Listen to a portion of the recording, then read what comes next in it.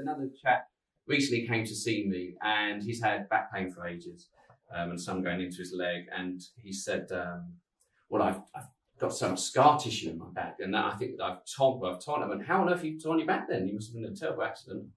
He said, well, no, I twisted. And I was, what, you twisted so violently, you've torn something, and now you've got scar tissue. But he absolutely believed, previously that he'd got scar tissue in his back and he's actually torn something. But the word torn is quite a horrible word. Like when people often with long-term pain use the word damage. I've damaged my back. It's not a nice thought. Or sometimes I see a therapist and say, well, something's out of place.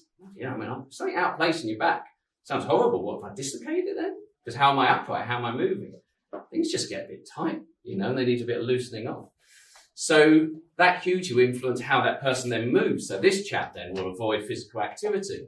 I said to him, he's built much more strongly than me. I said, how can I lift more than you when you're built like this?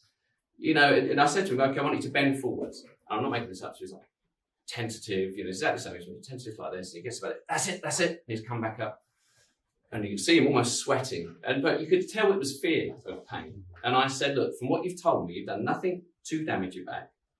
I think you are protecting it a bit. How about we just do this slowly? And all I want you to focus on, and I haven't done anything, like all I want you to focus on is relaxing your back when you move. And he literally bent down and touched the floor.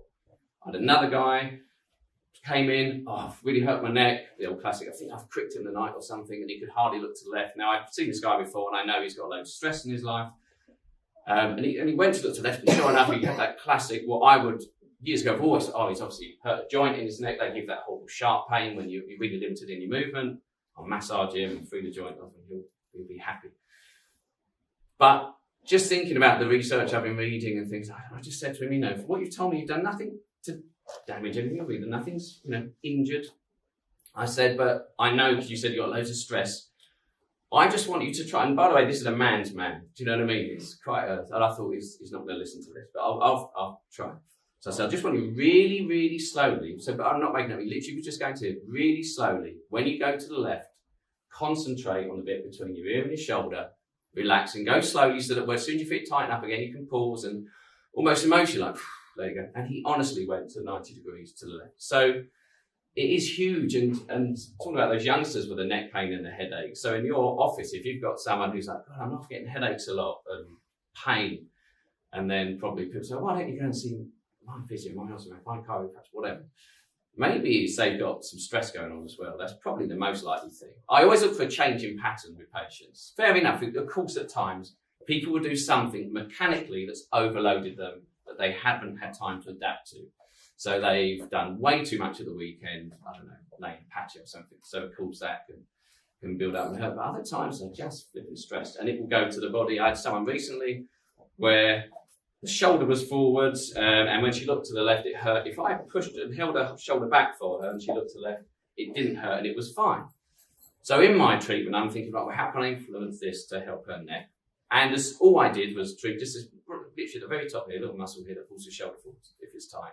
I treated that, and I just for my own, I wanted to see how much just doing that changed body did anything else. And she stood up and she had great movement. Now, I'm not saying this girl aren't clever because when I next saw her, she'd had in her life like loads of stuff going on, and it come back again. And so while I was treating her, I said, well, I'll be mad because she said, but I was fine up until this stressful event. So what you did worked. So I went, okay, be mad not to repeat it. But just whilst I was talking, she was talking about a thing that stressed her out. This under my fingers, everything went like this. Not just, we all think the neck was being tight, but even the shoulder came forwards. And I said, you do know you're doing that, don't you? She went, what? I went, she went, oh my God, I didn't realise. And as soon as she let it go again each time, she was fine. So stress is massive in pain.